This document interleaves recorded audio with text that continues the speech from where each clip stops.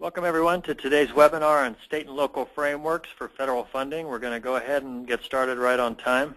My name is Rick Hoey. I'm the Director of Affordable Housing Initiatives at CFED.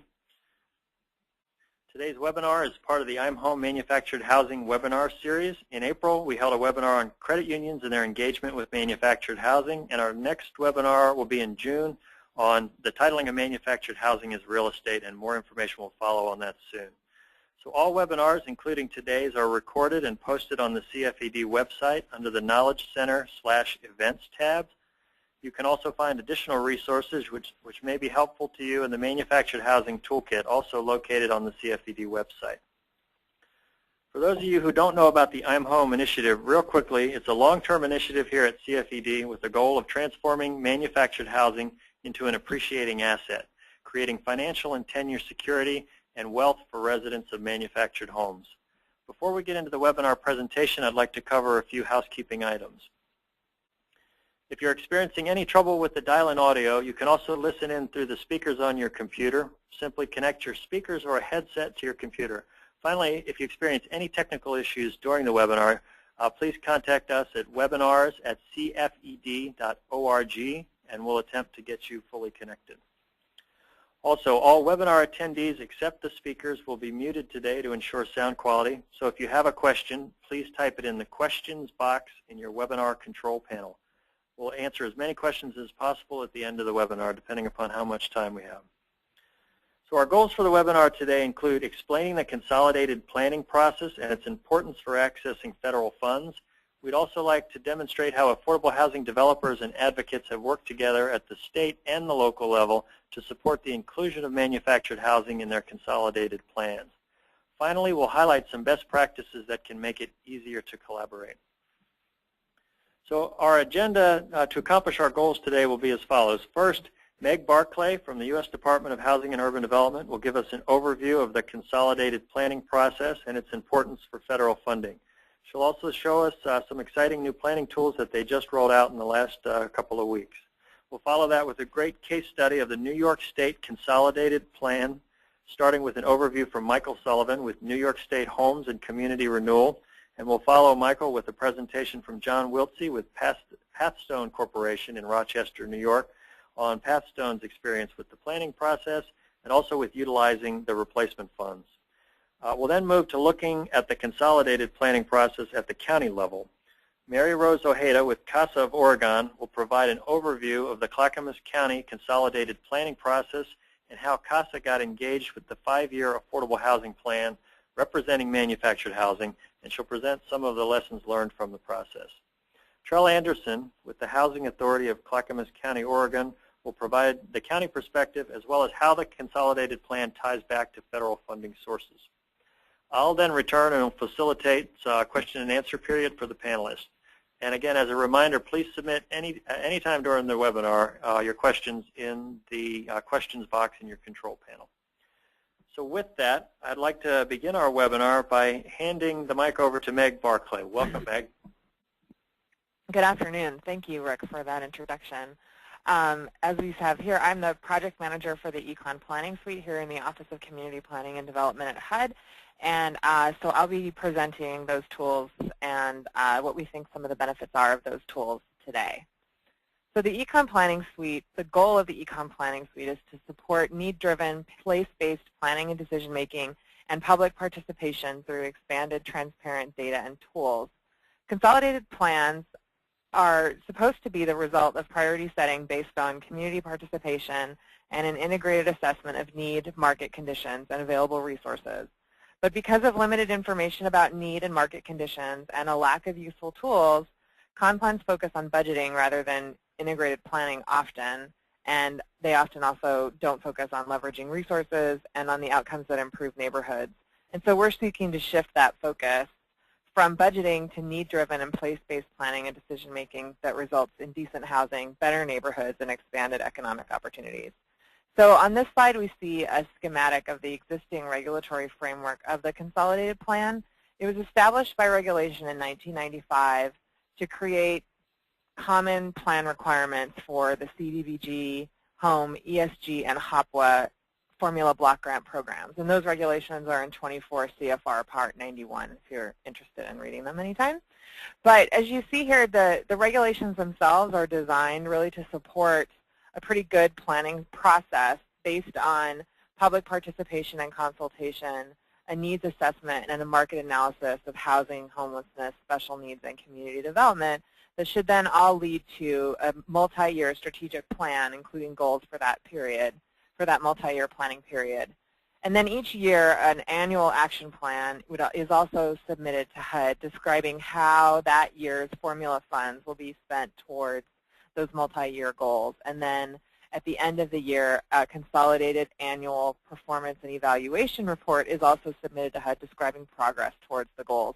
But if you look at that band across the top there, we see that while the Consolidated Plan regulations did do a great job of consolidating all of the planning requirements for these 4 grant funds into one and creating, a common program year so the funding is all part of one cohesive process, there's the plan and the reporting are separate from how grantees report fund drawdowns and accomplishments in the integrated disbursement and information system. That little blue box right there is where all of the implementation happens. But the planning and reporting all happens in paper, and so they're separated from, so it's difficult to take a plan, turn it into an action that you can then check what your progress is towards your goals. So that's a limitation, and HUD never did. We're allowed to prescribe a form.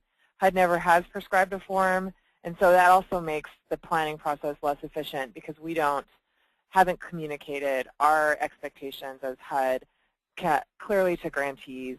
And in practice, as a result, the comp plans don't often live up to the data-driven planning process laid out in the regulations because we haven't been able to provide adequate technology, better data, and there's this disconnection between planning and performance. So on the next slide, just we discussed, or this sort of depicts who it does consolidated plans. Again, you see there on the left the 4 formula block grants. Any grantee receiving any of the 4 formula block grant funds are required to meet all of the consolidated plan requirements. So you see, like our grantees in 2012, there's 1,250 grantees in 2012. There's state and local governments, various size, various grant size. The chart across the bottom actually shows you how over time the total number of grantees has gone up, but the overall grant amount has gone down. And so the next 2 sets of rows in the tables just show us how the number of grantees in CDBG and Home, which are the 2 most common grant programs within the Consolidated Plan, the number of those grantees that receive less than $1 million actually exceeds the number that receive more than $1 million in the last couple of years. And that just means that grantees with less money still have to meet the same planning requirements. And so these tools are designed to make it easier for all of our grantees to meet those requirements. And on the next slide, we just see how the funding overall for these 4 formula block grant programs has gone down over time. From a peak in 2010 in the last 5 years. 5 years is provided here. That's a typical funding cycle or a typical consolidated plan, planning cycle is 5 years. There was sort of that peak in 2010, but the funds have declined since then. So as an example of the impact on planning resources, this sort of dwindling or diminishing fund availability, grantees can use up to 20% of CDBG funds for administration and planning, but as those funds are reduced, the staff for those purposes are also reduced. So our goals in the Econ Planning Suite, on the next slide, we see that we want to provide tools that actually make the Con Plan a more useful planning and management tool so that it doesn't just focus on meeting minimum requirements and budgeting as opposed to planning. So we've created a submission template that grantees often, or should be able to, we hope, prepare themselves rather than hiring expensive consultants, for example, as a lot of grantees do. And we provide a lot more data to promote needs and place-based investment. So, and we'll tell you a little bit more about that here in a minute. The tools are also designed to engage public participation by making all data publicly available and providing an easy-to-use mapping tool an intuitive planning template, barriers to public participation will be reduced, is our hope. And this is really meant to facilitate community-based advocacy rather than project-by-project discussion. So we also are hoping that these tools they're designed really also to help HUD manage our programs and support our grantees. So we'll have a central planning database. We'll have a central database of plans that are in a common format, will allow us to highlight how different cities that are facing similar issues are addressing those issues, to highlight best practices, to assess grantees' risk and success, and to also identify technical assistance needs so that we can be a better partner with our grantees. So the Econ Planning Suite is illustrated here on the next slide. It's really this, and I've alluded to this before in this presentation, but it's really three components: new data, this online mapping tool, and an electronic submission template. So the data has really been designed to speak to all the uses of grant funds, which in the past we've provided a lot of really great data around affordable housing, but not as much or any real data in a common way around other uses like economic development, things like that. So we've expanded the planning database and provided data from a lot more sources to try and make it more useful. And it's also publicly available, so again, to try and facilitate that community participation process. And CPD Maps, this data mapping tool, is designed to make the large volume of data that we're providing easier to understand and to manage, more user-friendly for grantees and the public, and also to support needs-based and strategic investment planning by making the data available at the census tract level. And the electronic submission template has been incorporated into IDIS, so we are now able to connect goals to activities and outcomes, which is important for being able to manage a program towards the goals that you set. We think it will save grantees a lot of time, and it also saves our staff a lot of time on review, so that we, again, can spend our time partnering effectively with our grantees. So the next slide here, just to show you, this is an example of a map that we can do in CPD Maps for instance, this is the city of Washington, D.C. So this shows you we have actually a change in median. I tried to do one that might be somewhat helpful for the manufactured housing question, but there is some data in there. Well, I think this shows sort of the change in median household income, so where income is going up in the city, where it's going down, where the city has made economic development activity investments, and those are those yellow squares, and where the low or moderate income census tracts are. And so CDBG economic development activities, that would also include infrastructure, infrastructure investments for things like mobile home parks.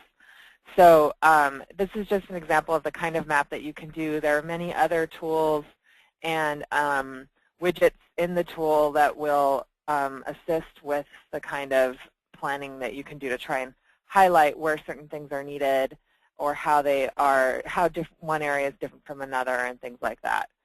So we think that all of these tools work together in the next slide to support our role to create and support capacity at scale through tools and TA.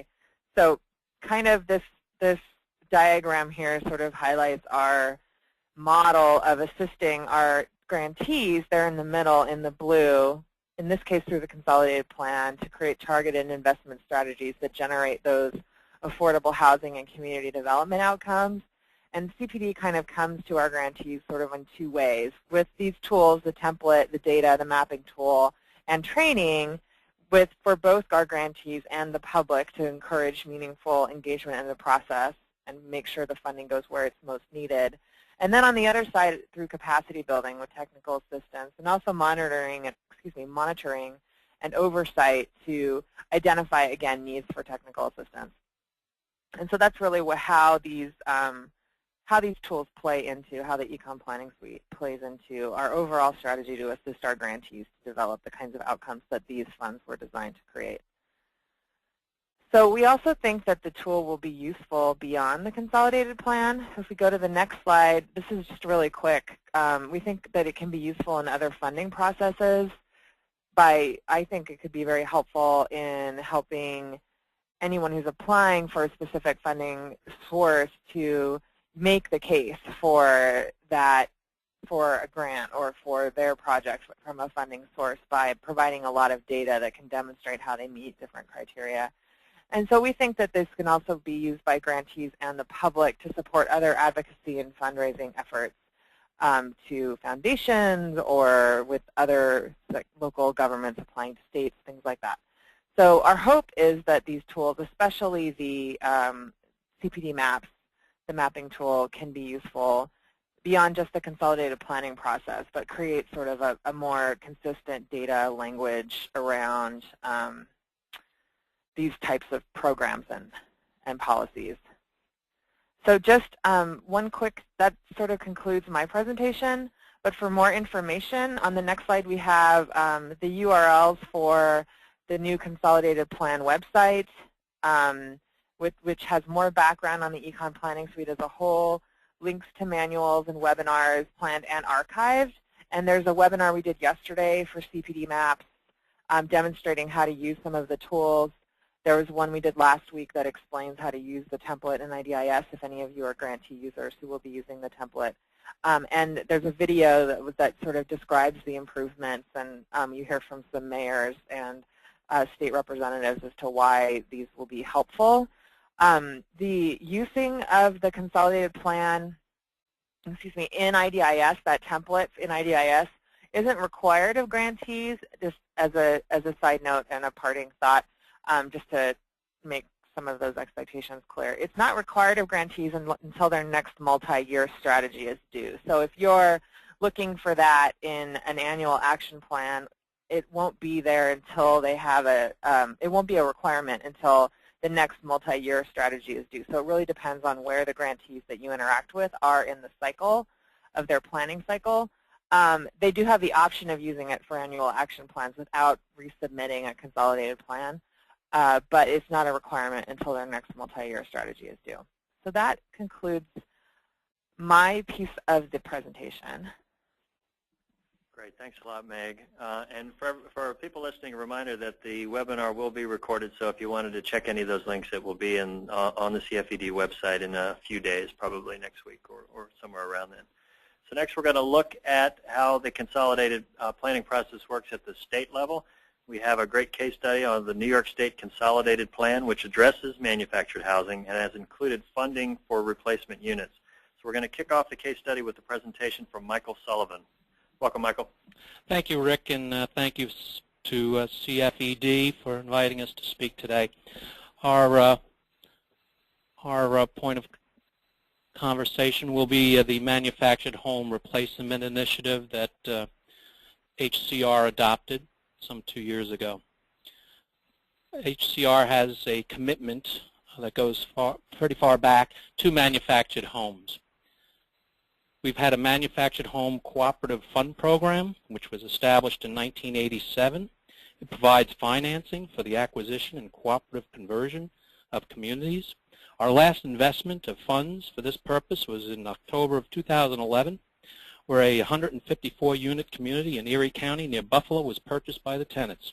HCR provided about $2.6 million for that acquisition, or about 52% of total financing needed. We've also had a manufactured homes complaint program, a tenant rights for residents of communities program since 1989. We created a new Section 233 in the New York Real Property Law to establish certain rights, such as the right not to be evicted except upon court proceedings, the right to be free from unreasonable or arbitrary capricious rules and regulations, and the right to annual lease renewals to all good tenants, and all of these apply to those that are living in manufactured homes in manufactured home communities. The law also created a manufactured homes complaint program to bring tenants and community owners together to resolve disputes, and it also created a registry of the manufactured home communities throughout New York State, of which we have about 2,000. And finally, we have the Manufactured Home Replacement Initiative, began in 2010. Primary component of that was the set-aside of home funds for locally administered programs that endeavored to replace dilapidated manufactured homes. Next slide. This is a quotation directly from our consolidated plan. We're on the 2011 to 2015 cycle. This is in our goals section. Our goal here was to create decent housing for low and moderate income New Yorkers, subcategory, to improve availability and accessibility by preserving existing privately owned affordable housing while eliminating health and safety hazards. I think it's straightforward, this quote in the consolidated plan, addressing what we were trying to do with our manufactured home replacement initiative. Next slide.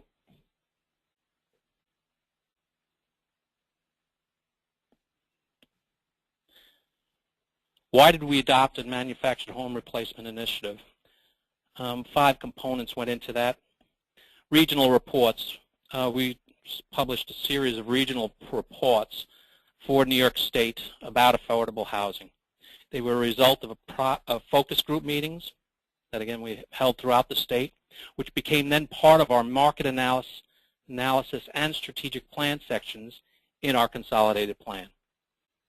Data. We assembled data that showed that manufactured homes are a source of housing for many New Yorkers. We put on paper in black and white the number of manufactured homes in New York State and the number of folks that are being housed in this kind of housing.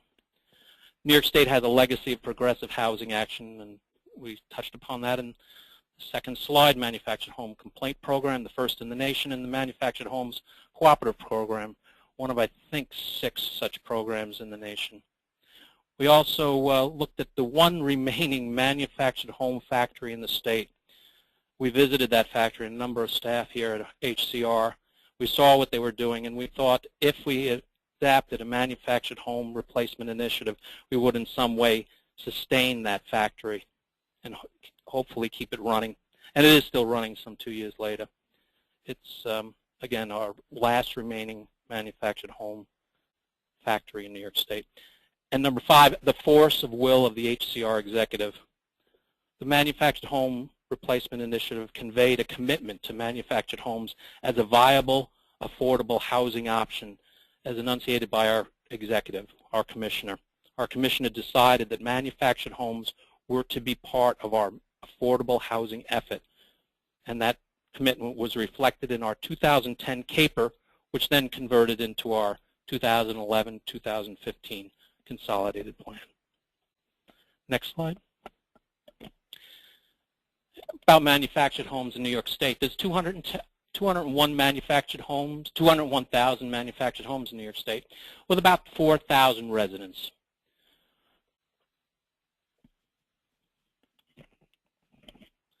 We estimate about 1 in 28 residents outside of New York City, 1 out of 28 residents in New York State reside in a manufactured home. 14% of the housing stock in the North Country region, which is where the Adirondack Park is located, is in manufactured homes. In fact, 29 of our 62 counties have 10% or more of their housing stock in manufactured homes. You see on the screen a few key counties where manufactured homes make up an over that average. In Chenango County, 22.5% of the housing is in manufactured homes. Chenango is a largely agricultural county, heavy in dairy production. Schuyler County at 20%, and Oswego County. Schuyler is the county is the site of Watkins Glen, the famous racetrack, and Oswego is a county that borders on Lake Ontario. It's a lake county. We have 2,000 registered manufactured home communities in New York, containing some 67,000 homes, or about 1/3 of all the manufactured homes in New York State are in communities. Next slide, please. HCR undertook regional reports. We undertook focus group meetings throughout New York State. We held about 30 of them. We invited folks that were in the affordable housing and community development field to come to these focus group meetings and talk about the issues of affordable housing and community development that they were facing in their individual counties. Their comments, observations, and opinions led to the regional reports, which in effect became part and parcel of our market analysis and strategic plan in the Consolidated Plan. In 2009, we held a series of focus group meetings in a follow-up manner to that first 2008 initiative. We held these focus group meetings in 3 regions of the state: the North Country, Western New York, and in the Finger Lakes. We solicited input on 3 themes that were identified in 2008 that we felt warranted further discussion. These 3 themes were preservation and rehabilitation of owner-occupied housing, small rental developments, and manufactured and mobile homes. By virtue of the regions we selected and the topics we selected, it was a rural tinge to our efforts in 2009. These 3 regional reports were issued in 2009. In those focus group meetings, we were careful to include many different components of the manufactured home communities, the owners, the renters, in addition to retailers, factory officials, transport folks. We tried to get as broad an array of folks into these focus group meetings to have their comments heard and placed into our regional reports to get an accurate description of what was happening in the manufactured home communities throughout New York State. Here's an excerpt from one of our regional reports covering the North Country. Again, North Country covers the Adirondacks.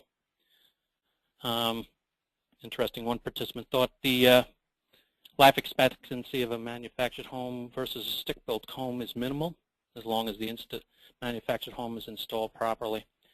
So we'll have to wait till the life expectancy of new manufactured homes coming online to truly prove that out. We'll move on to the Finger Lakes on the next slide. Here attendees talked about the scarcity of funds, and we recognize that here at HCR. Manufactured homes were not always recipients of goodwill from HCR in terms of program funding, in terms of attention. But again, when we put on paper that 400,000 New Yorkers are living in manufactured homes, it captured the attention of our executives, and that led in no small way to the inclusion of Manufactured Home Initiative in the Consolidated Plan. Next slide. And from Western New York, we heard this: seniors that are tied to their homes despite their woeful physical conditions of the homes. And then that we heard from folks recounting examples of seniors living in homes who were 40 to 50 years old. When we heard these stories and we put them into our regional reports, there's really no question from our executive whether we should move into addressing the issue of dilapidated manufactured homes in New York State, to at least start an initiative. Our initial commitment was $5 million set aside from our home allotment. In addition, we moved our maximum home program max per unit from $30,000 to $50,000 per home, facilitating the purchase of and transport and setup of a manufactured home to replace dilapidated manufactured homes. And we worked through the local program administrators throughout New York State. When we introduced the Manufactured Home Replacement Initiative, our response was overwhelming. About 40% of the local program administrators that put in applications for home funds came in with a component of their program to address Manufactured Home Replacement Initiative. So it was a overwhelming reaction to our commitment, our set-aside of funds from local program administrators to endeavor to replace dilapidated manufactured homes. Final slide has some considerations for local administrators of manufactured home replacement programs, some of the things we've learned from those folks on the ground that are running the Manufactured Home Replacement Initiative programs that we've awarded. Environmental issues, presence of propane tanks, proximity of railroads and highways, and layered abatement issues. unawareness of the home program rules that kick in. Property taxes, we found property taxes can take a big bite of an owner after they've now had a new highly valued new manufactured home. Multiple funding, the layering of subsidies from different regulatory programs with different regulatory constructs. We've seen a layering of multiple programs to accomplish viable replacement programs throughout New York State. Using the home program alone has not always been enough to effectuate a program of manufactured home replacement. Timing and process, replacing and interfacing with the new homeowner. A number of local program administrators talk about the hand-holding that's involved with the owner whose home is to be replaced. A lot of time spent shepherding them through the process. Appliances. What appliances does the new homeowner get? What is warranted? Washers, dryers, satellite TV come up as common issues between the local program administrator and the new homeowner. And finally, bedroom configurations. What's the proper number of bedrooms per home? 2, 3, 4 bedroom manufactured home? Of course, it affects price. And what is the convention that you use when replacing? You go with a 2-bedroom, you go with 3 or 4 bedroom. Okay, and I believe that's the end of my presentation. Thank you. Great. Thanks a lot, Michael. All right, Rick. Thanks. Next up, John Wiltsey took part in the New York State Consolidated planning process and has also applied for some of the replacement funds. So John is with Passstone, and he'll give you a practitioner's perspective on his engagement with the plan. John, you're up. Thanks, Rick. Greetings, everybody. Thanks for calling into our webinar this afternoon.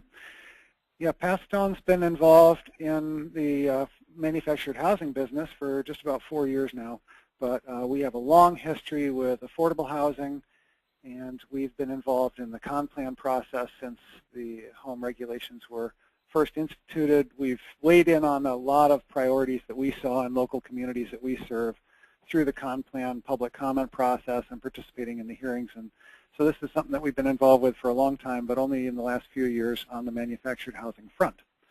We have been around since 1969. We were founded to meet the needs of the migrant and seasonal farm workers, harvesting the apple crop primarily here along the Lake Ontario shore in western New York. But we've expanded over the years to 7 states and Puerto Rico. We have a housing presence in 4 states and Puerto Rico. And we've developed a lot of multifamily housing since the early 80s. We've been in the development business. And we manage our own properties and got into the first-time homebuyer programs in the mid-90s and have set up, really good first-time homebuyer education and counseling programs. And we also package first mortgages for the USDA Section 502 program and work with other local lenders. We also have small business lending. We provide an array of human service programs, including the job training program that was kind of our bread and butter when the agency was founded. Next.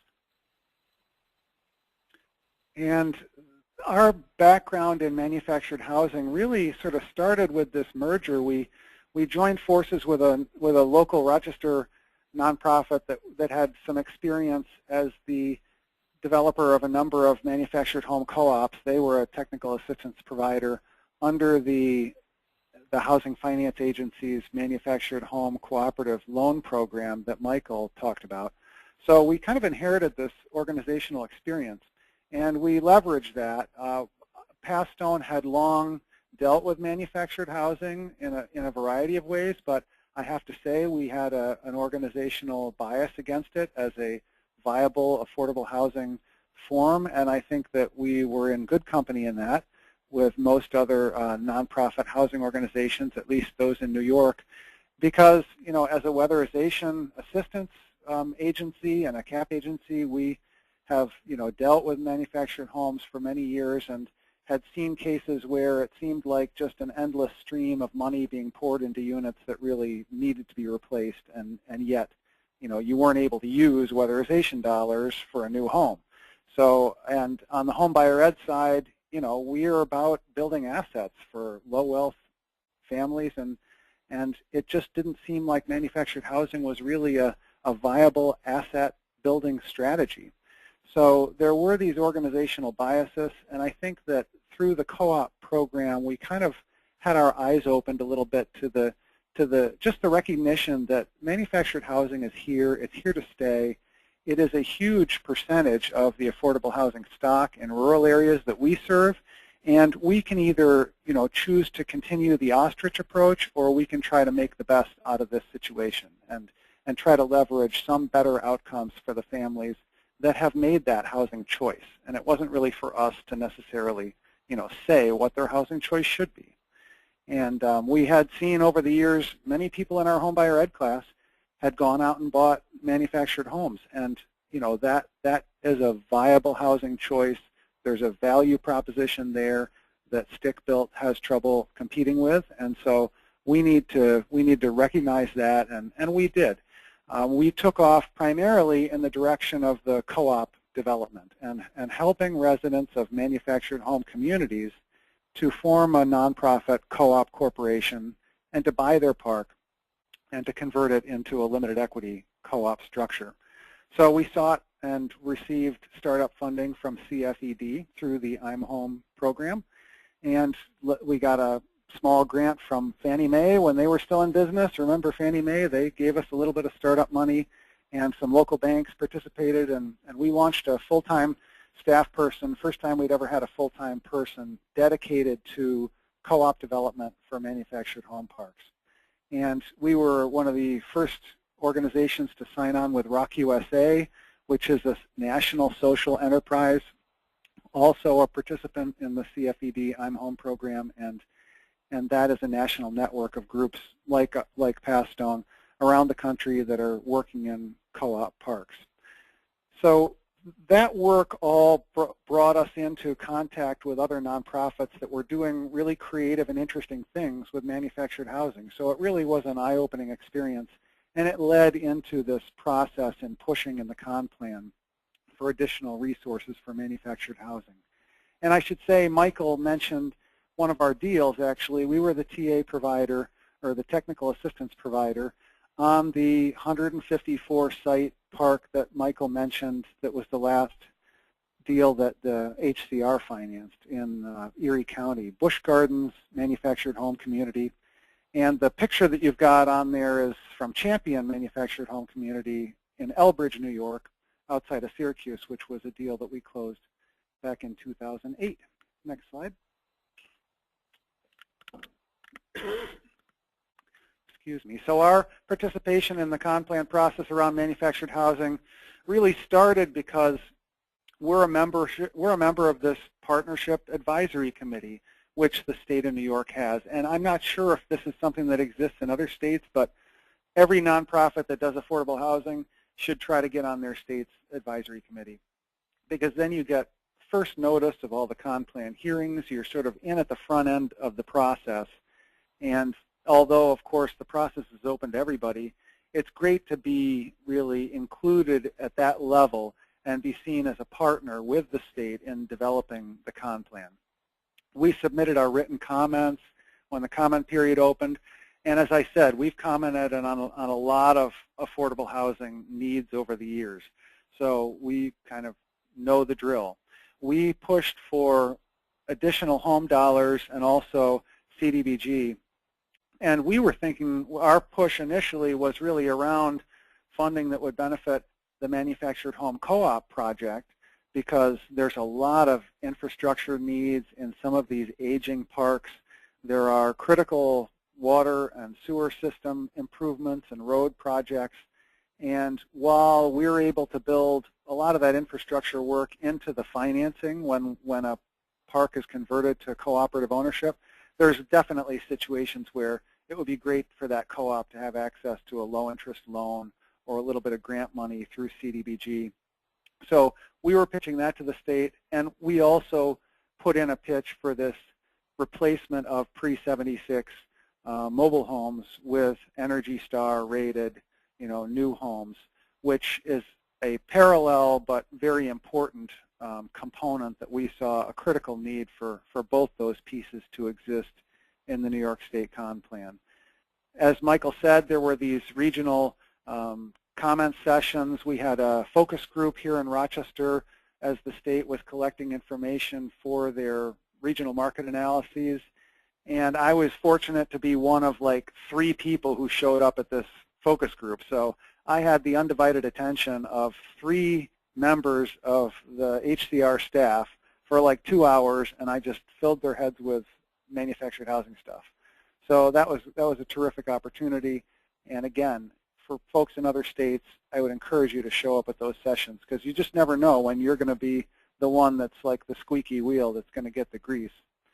And I was really gratified to read after these sessions happened that we were kind of moving in partnership with the manufactured housing industry folks, and that dealers, retailers, people from the manufacturer side, park owners had come to some of the other focus group meetings and had weighed in on how valuable manufactured housing is as an affordable housing resource, and that the state of New York really needs to take a look at that. So that was a great opportunity for nonprofits to partner with industry to really get that message out there. Next slide. So as Michael said, the program was launched with a $5 million set-aside.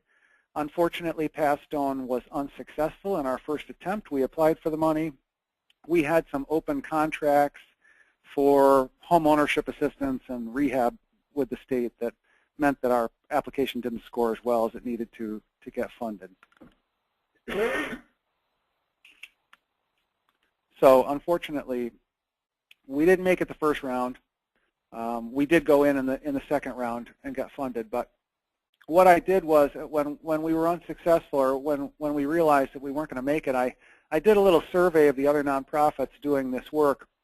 And some of this is a little bit of overlap or reinforcement to what Michael had in his presentation. But what other folks who were doing the work told me was that this the per unit maximum was probably insufficient for the average full replacement of a home.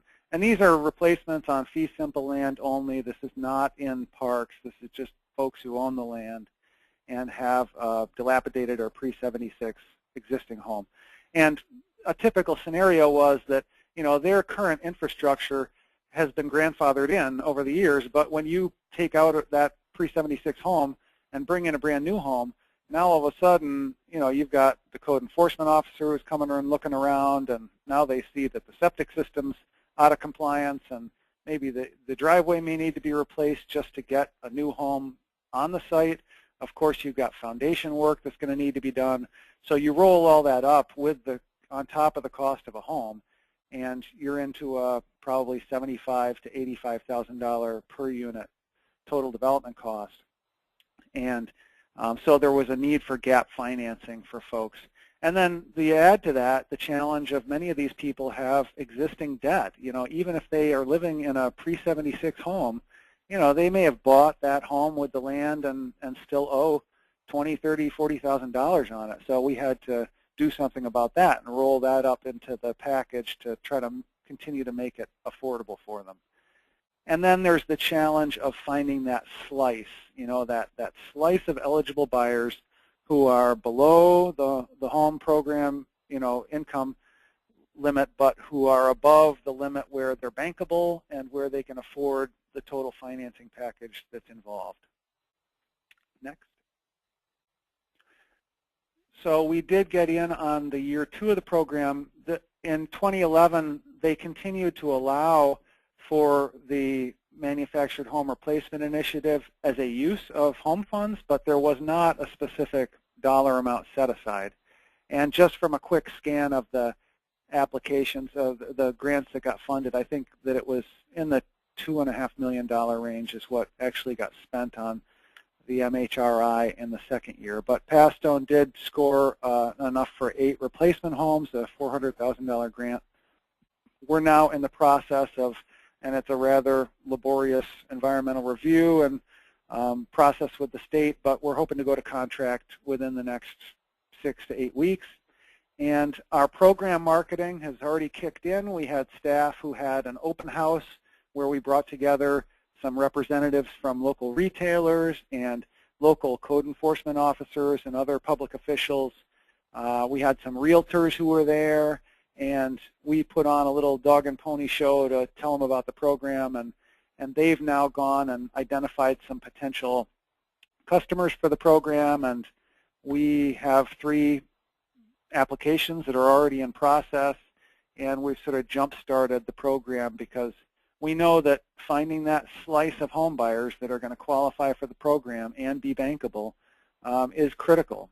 The other thing is we just found out that we also got matching funds for this through the New York State Affordable Housing Corporation.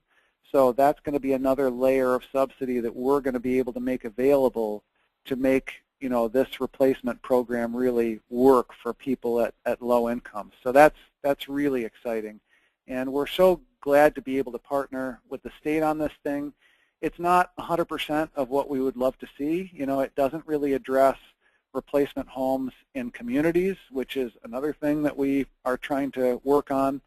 And it's a step in the right direction. It's a big step in the right direction, and it's a legitimizing manufactured housing as a viable, affordable housing choice.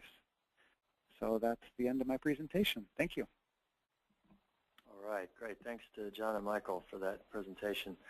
A reminder that you can submit your questions at any time using your control panel on the right. So go ahead and send in any questions that you might have so far. So next we're going to pivot and take a look at the consolidated planning process at the county level. Rosemary Ojeda with CASA of Oregon will say a few words about how CASA got engaged in the consolidated planning process in Clackamas County, Oregon through their work with the 5-year affordable housing plan. Rosemary, you're up. Thanks, Rick. Hello, everyone. My presentation will introduce participants to our organization, explain how we got involved in manufactured housing park preservation, and the process we went through to provide input into the Clackamas County 5-year affordable housing plan. So to start, CASA got its start by providing development services to other nonprofits interested in farm worker housing, predominantly in rural agricultural communities throughout Oregon. Since that time, we've expanded and diversified into other areas of community development. Beginning in the 90s, we began reading media stories about park closures in Oregon, directly impacting seniors, people with disabilities, and low-income families being displaced and having to tear down their homes because they couldn't move them or were too old to move to new parks. Numerous stakeholders responded by forming a coalition to begin to figure out how advocates and the state were going to address park closures. And because CASA was a statewide organization, it made sense for CASA to take the lead. Since then, legislative changes in the real estate market crash and the recession has effectively stopped park closures, for now. In 2008, CASA learned about the ROC USA network and decided to join the network as a Certified Technical Assistance Provider, or CTAP. For those of you who are not familiar with the ROC USA network, ROC USA has successfully converted 100 parks in New Hampshire into resident-owned communities, or ROCs. Early in 2008, ROC launched a national strategy for serving homeowners in manufactured home communities by providing access to expert technical assistance from a local CTAP like CASA and community acquisition financing through its lending arm, ROC USA Capital. Next slide. So here's a little background on Clackamas County. It's an urban county located in the Portland Metropolitan Statistical Area. Data from the, I'm going to refer to it as the CON plan, cited census estimates that indicate there are 145,790 households and 375,000 plus people living in Clackamas County. Clackamas County may be one of the few local governments that address manufactured housing in Oregon, but then again, we were almost guaranteed it would. The current county chair was the former mayor of the city of Wilsonville, where the infamous Thunderbird Park was closed, or was located and closed. At the time, the city had passed a local ordinance in their effort to assist the residents of the park, which the park owner objected to, and litigation followed. It went on for several years. So here's what we did and didn't find in the current CON plan on manufactured housing preservation.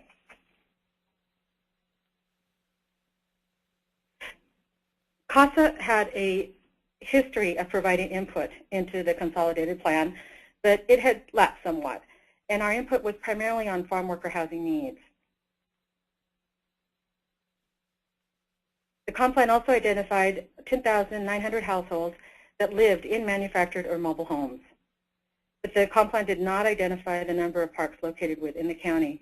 We feel that's an important piece of data for the purposes of identifying and preserving those parks.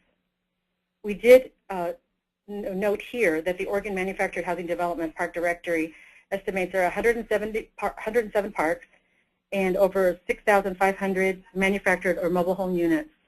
This makes Clackamas County with having the largest inventory of manufactured homes and mobile homes. Next slide. We also found in the comp plan that they had included a housing goal 2, to stabilize existing home ownership and provide opportunities for new homeowners.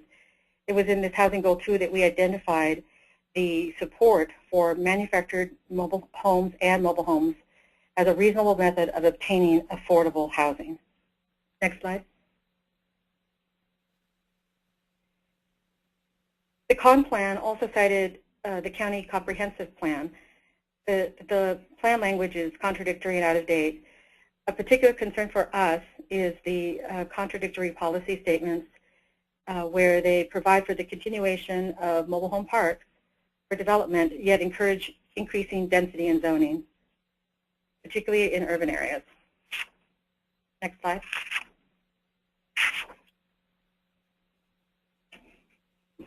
The comp plan also cited research and possible resources for homeowners of manufactured and mobile homes. The Center for Housing Policy offers the strategy of empowering residents to purchase and retain market rate homes. CASA's preservation program directly empowers residents by educating and organizing their efforts to purchase their park. They also cited existing county resources that could be utilized in manufactured housing park preservation. You'll see from these resources that they include a $14,000 zero interest home buyer assistance program for first-time home buyers, some rehab loans, and housing access grants for people with mobility issues. In Oregon, a statute exists that would allow a resident-owned community homeowners with 20 years or greater lease terms to convert their manufactured homes into real estate and qualify them as first-time home buyers. This could also potentially offer the possibility of having them purchase new energy-efficient homes and would help achieve the housing goal 2 of the comp plan to stabilize home ownership through energy savings improvements. Next slide.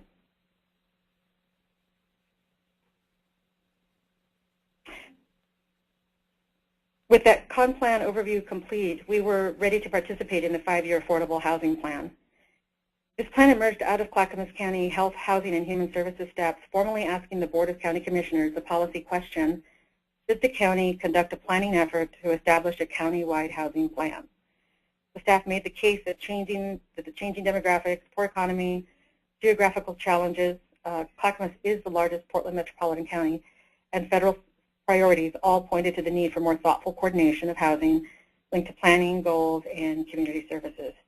The commissioners approved the initiative and a steering committee was formed. Next slide.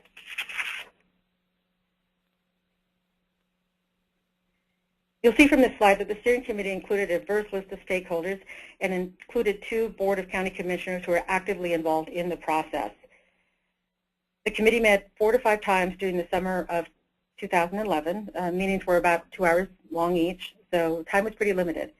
The input was somewhat restricted due to the size of the committee. However, the county staff provided agendas in advance so that we were able to prepare in advance as well and provide coach and input when requested. Next slide. The first meeting introduced the purpose of the 5-year housing plan and provided an overview of our planned activities, including selecting indicators for opportunity mapping and making recommendations to the county commissioners.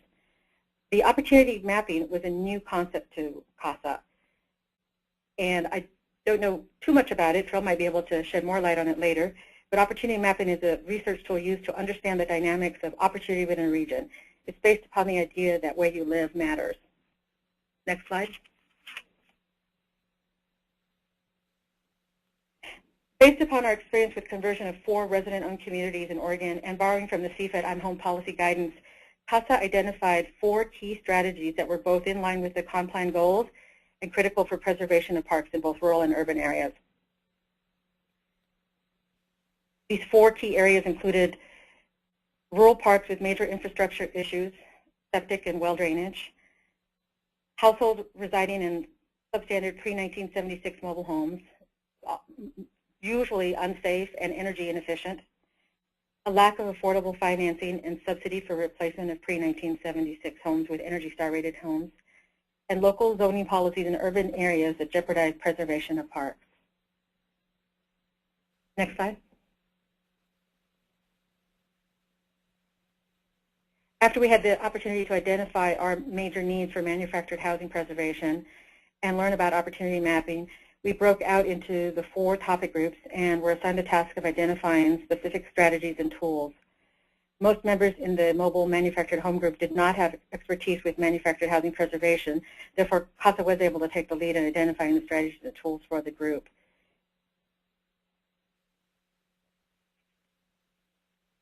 Next slide. The tools and strategies that we identified were as follows. Provide and explore funding for conversion of parks to resident ownership and or purchased by nonprofits. Provide replacement funding for pre-1976 manufactured housing with Energy Star homes. Allow zoning changes for older non-conforming parks and consider reducing density requirements. And include manufactured housing parks in the inventory of affordable housing and target for preservation. Next slide. The outcome from the steering committee was the final 5-year housing plan draft for presentation by county staff to the Board of Commissioners. The draft included a policy statement requiring the county to monitor park closures, but the language suggested relocation assistance in the final draft, and it gave us some concern. This was also later followed in the plan with an outcome goal to ensure no net loss of 6,000 plus manufactured homes. Next slide. To date, the housing plan hasn't been adopted. It appears that the political reality of a campaign year for a few commissioners may have contributed to postponement of the housing plan adoption. And while the county commissioners did review the plan and ranked and rated the strategies, the decisions to ask for more research and programming for protection or repurposing of mobile home parks suggest that the tension between maintaining an existing mobile home community current land use versus its highest and best use will continue to be a challenge for us in urban areas. CASA does plan to work closely with the local governments to ensure CONPLAN and comprehensive plan adopt and comply with the goal of manufactured and mobile home park preservation. Next slide. So we were asked to identify lessons learned in this process, and I've provided our list of lessons learned here. First of all, I think it's important for an organization to designate staff or a few staff to review the consolidated plans. In the case of CASA, we're a statewide organization, so that does entail a significant amount of resource for us to be familiar with all of the different grantees and also the contact at the state level. We think it's important to advocate before, during, and after the consolidated plan process to provide consistent input into local affordable housing planning. We definitely recommend that we be more proactive and stay in touch with the grantees. In Oregon's metropolitan regional planning goals for higher density development can also be detrimental to urban area parks. We did see that a lot during the park closure period here in Oregon. Some very large parks were closed in urban areas. We can't always get what we want, but we think the advocacy is very important. We also learned the importance of how the consolidated plan ties into the timing of funding. And this process has renewed our commitment to preserve parks for the many low-income homeowners who call their community home. The timing of this has also been interesting for us because our executive director has recently begun some advocacy with Clackamas County leaders because we've identified 2 parks in Clackamas County that are surfacing for possible preservation. And that ends my presentation. Thank you. Great. Thanks a lot, Rosemary. Next, Trell Anderson with the Housing Authority of Clackamas County is going to say a few words about the county's perspective on their engagement with the 5-year affordable housing plan, and also a little bit about how the consolidated plan can be used to leverage federal funds. Trell? Thank you, and hello everyone. Thanks for having me as well as a panelist. If you could go to my first slide here. So I was the staff person for the 5-year plan and initiative that Rosemary mentioned. And when I reflect back on the next steps for Clackamas County, there's a number of things we need to do. While I feel like we had good input from CASA in our process, our plans, I think like many jurisdictions though, are not aligning. So wanted to think about our next steps for the county. We need to convene and organize what we have. So we have some clearly stated guiding principles. We have a good inventory of the parks. One of the things in our opportunity mapping we did was to map all of the parks in conjunction in relation to location of all of our other known affordable housing. We're fortunate to have a staff person in our community development department who, in achieving his master's degree within the last year, took on a master's level research project to sketch out some criteria. First of all, identify parks. He identified parks at risk in the county and then sketched out and recommended some criteria to evaluate whether or not the county should step in and intervene or participate or fund the preservation of the parks. And then we have the consolidated plan references. Now, all of these aren't speaking together yet, and so the next thing we have to do is convene at a staff level, involve advocates, and really see if we can get these pieces to align and speak to one another. Next slide, please. So in our convening, we want to consider those out of that master's paperwork. We want to consider developing criteria or scenarios where we can more formally consider possible funding for preservation. We don't have any programs such that the state of New York presented earlier. So I think our best initiative right now for us would be to consider criteria and scenarios. And then we need to organize all those, all of on the previous slides towards a towards funding, and that's the basis of the consolidated plan. Is how do you get funding out of your local jurisdiction? And it's the same for Clackamas County. While our strategic initiatives may start speaking towards preservation of parks, our funding doesn't align either. And so how do we organize our approach so that we can reach into the consolidated plan and reach into those federal fund sources for preservation opportunities? Next, please. So that leads me back to circle around to why are consolidated plans important. So just to tie back to Meg Barclay, our first presenter, consolidated plans for local jurisdictions prioritize the use of some very key federal funds, the Community Development Block Grant and home funds. Each local jurisdiction that receives the federal funds and has to do a consolidated plan do it differently. They may do a 1-year allocation plan, a 3-year allocation plan, such as we do here in Clackamas County. I've also heard of 5-year allocation plans. So if there's a project that you want funded, in order to receive funding through these federal funds, the consolidated plan needs to some degree, and for your project to be a priority, the consolidated plans need to speak to the project or the program that you have in mind. Next slide, please. So the main funding sources that you would be targeting for a consolidated plan or working with your local jurisdiction would be Community Development Block Grant, which can be used for acquisition or rehab. It also can be used for homebuyer assistance. I've used it in that manner when I worked for the City of Portland.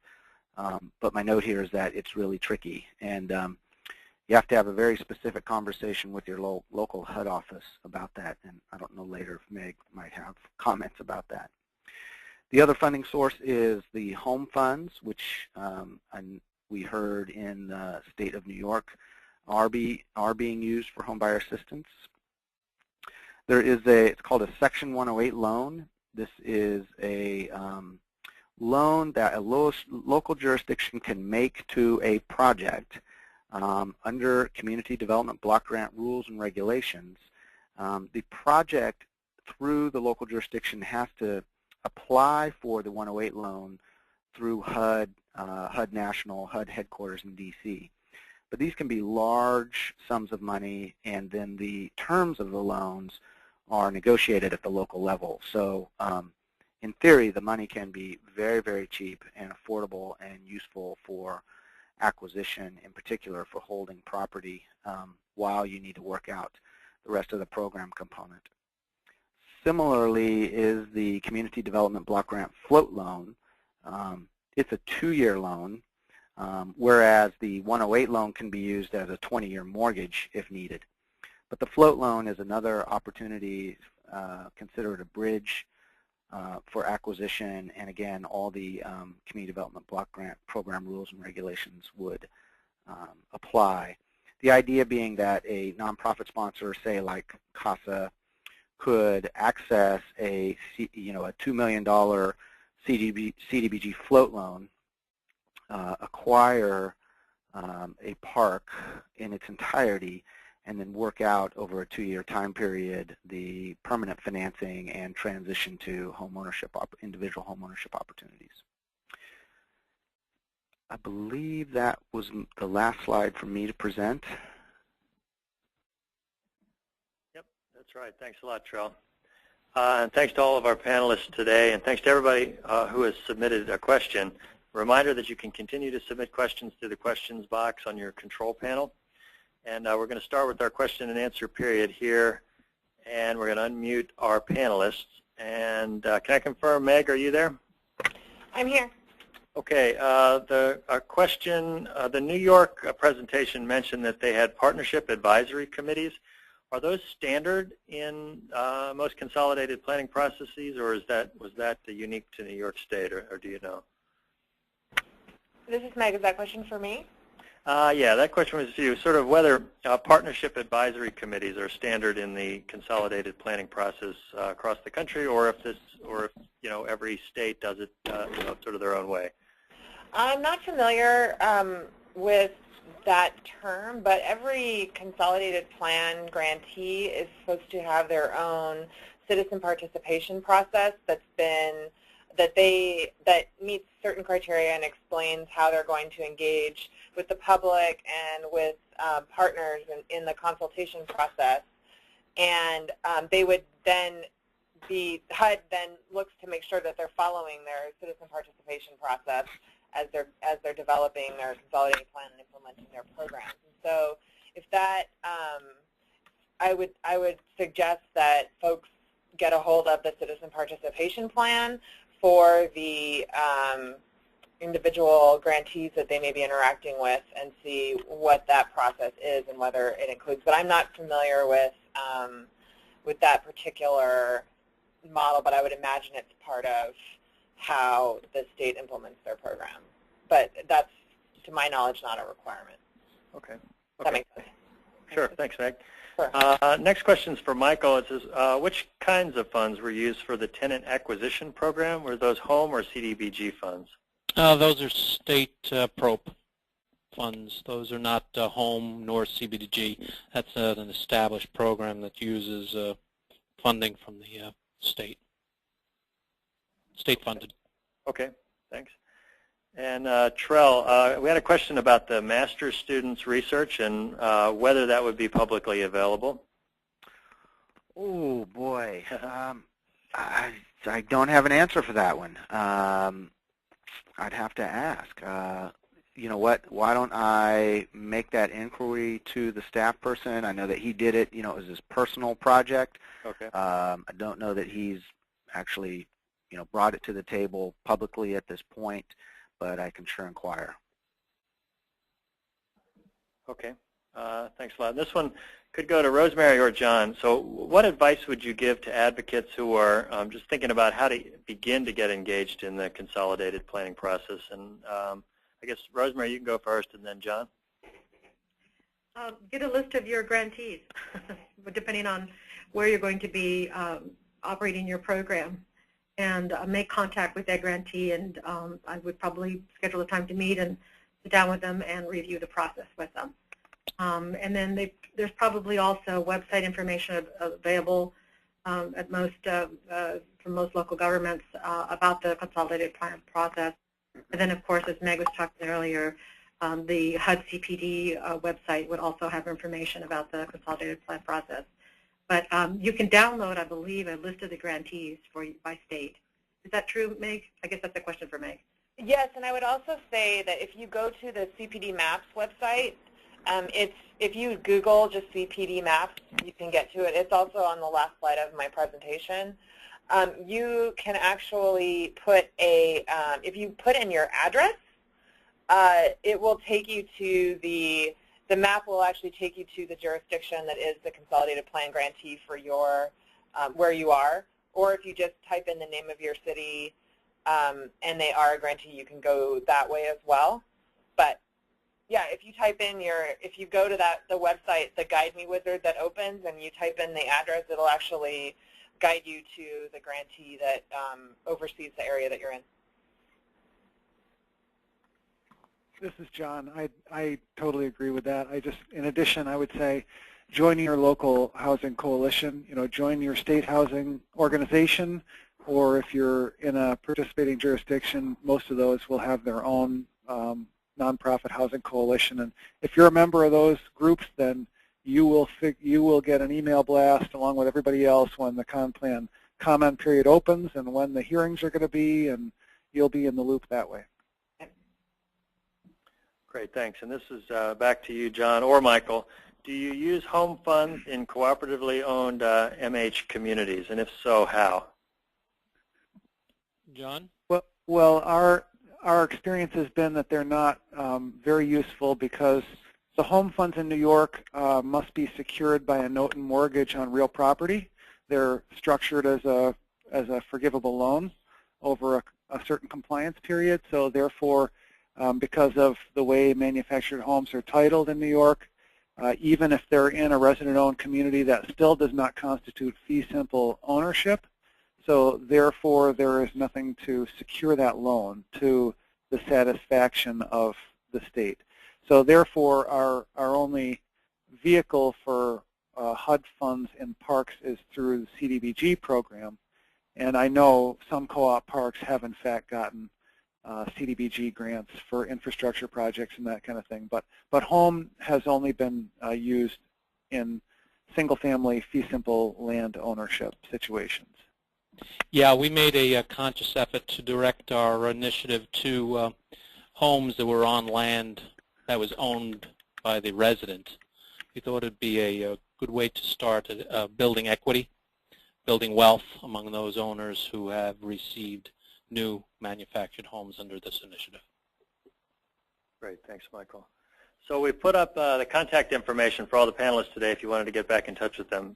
We have what'll be our last question, and this goes to Michael. Michael, how did you get the data about manufactured housing in New York State? Census data from 2000 and 2010. Having a little trouble in 2010 accessing it. Other data came from our registration program under our manufactured home complaint hotline. So there was a couple of different sources, but basically the census. Basically census. This is Trell. In Oregon, the state of Oregon has a mobile home manufactured park ombudsman office. And so if anybody's listening from Oregon, you can reach out to the state agency there.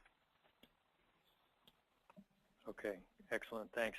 We just want to make one correction. Meg's email address is meg.barclay@hud.gov. So the email address is incorrect on that slide. So that'll wrap up the question and answer period. Thanks to all of our panelists today. Again, this webinar has been recorded and will be posted on the CFED website soon. The next I'm Home webinar is scheduled for June 19th from 2:30 to 4 p.m., and that's Eastern Daylight Savings Time. And it's titled Real Homes, Real Property, Improving Manufactured Housing Titling Across the U.S. We hope you can join us then. Thanks, and have a great holiday weekend. So this concludes our webinar.